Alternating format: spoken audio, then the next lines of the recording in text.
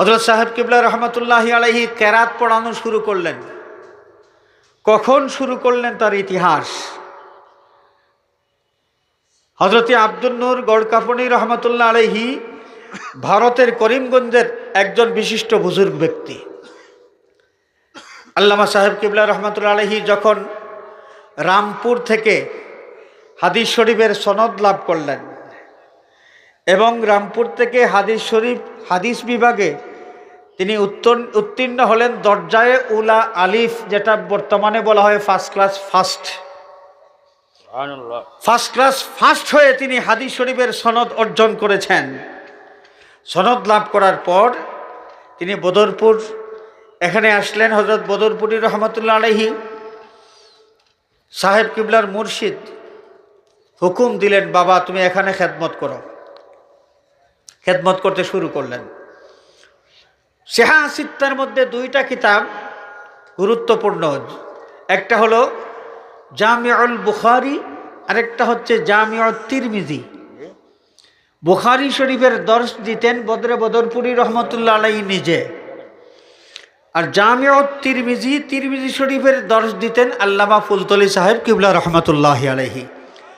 নতুন পাশ করে আসার পরে তিরমিজি শরীফের দর্শ দিতেন। তো তিনি তিরমিজি শরীফের দর্শ দিচ্ছেন, হঠাৎ করে আব্দুল নূর গড়কাপনি রহমতুল্লাহ আলাইহি মহফিলে হাজির। ক্লাস চলতেছে, সাহেব কিবলা দর্শ দেওয়া বন্ধ রেখে তিনি জানতে চাইলেন যে জনাব আপনি কোনো দরকার আছে?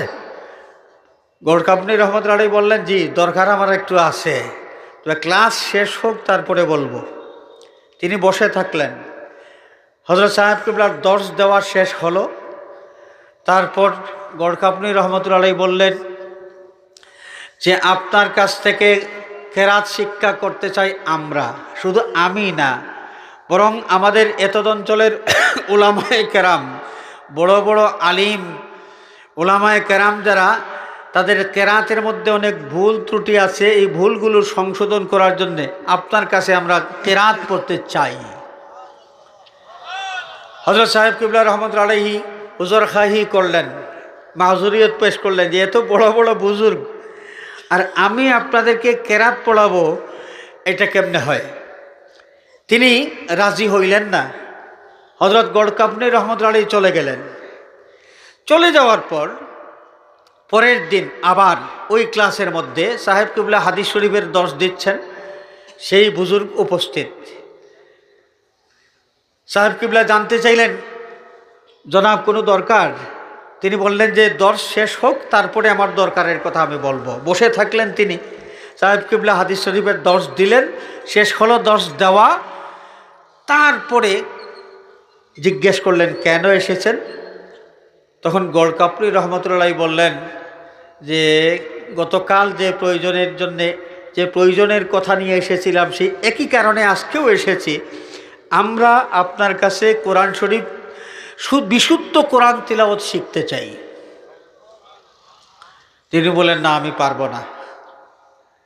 উজর পেশ করলেন, পারবো না তার মানে বিনয়। সাহেব কিবলা রহমতুল্লাহ আলাইহি সবসময় বিনয়ী ছিলেন, বিনয়ের ওয়াজ করতেন। আবার তিনি শুধু ওয়াজ করতেন এমন নয়, তিনি বিনয়ীও, নিজেও বিনয়ী ছিলেন।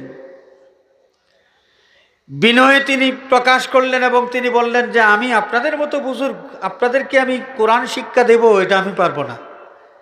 গড়কাপনি রহমতুল্লাহ আলাইহি বললেন যে আমার ইচ্ছায় আমি আসি নাই, উপর থেকে অর্ডার পেয়ে এসেছি। সাহেব কিবলা জিজ্ঞেস করলেন কি বদরপুরি রহমতুল্লাহ আলাইহি কি আদেশ দিয়েছেন? তিনি বললেন যে না, আরও উপর থেকে। আরও উপর থেকে? আরও উপর থেকে মানে?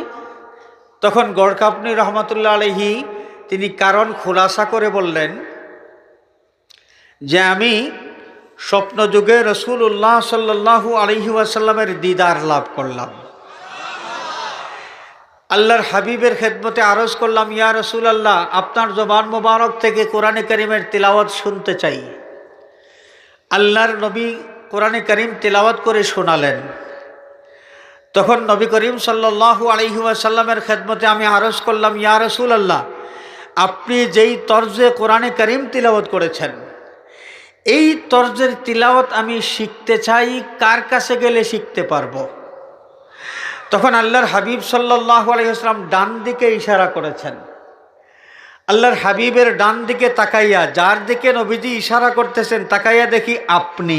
সুবহানাল্লাহ।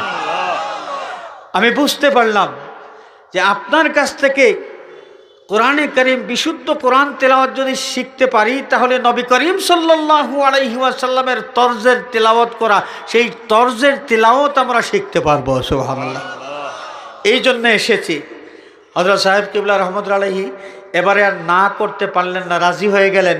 তিনি জড়ায়ে ধরলেন গড়কাপনি রহমতুল্লাহ আলাইহিকে, কান্নাকাটি করলেন এবং তিনি রাজি হলেন যে বদরপুরের পাশেই হজরতে আদম খাকি রহমতুল্লাহ আলাইহি, যিনি হজরত শাহজালাল রহমতুল্লাহ আলাইহির একজন অনুষঙ্গী ওলি ছিলেন, এই আদম খাকি রহমতুল্লাহ আলাইহির মাজার শরীফ বদরপুরের পাশেই, ওইখানে মসজিদ আছে। সাহেব কিবলা ঠিক করলেন যে প্রতি বৃহস্পতিবার সপ্তাহে একদিন কোরআনে কারীমের সেখানে শিক্ষা চলবে। আমি আপনাদের খেদমতে আরজ করতে চাই যে আল্লাহর হাবিব সাল্লাল্লাহু আলাইহি ওয়াসাল্লামের সাথে তার কত নিবিড় সম্পর্ক ছিল, গভীর সম্পর্ক ছিল। আরও কি আমাদের প্রমাণ দরকার আছে?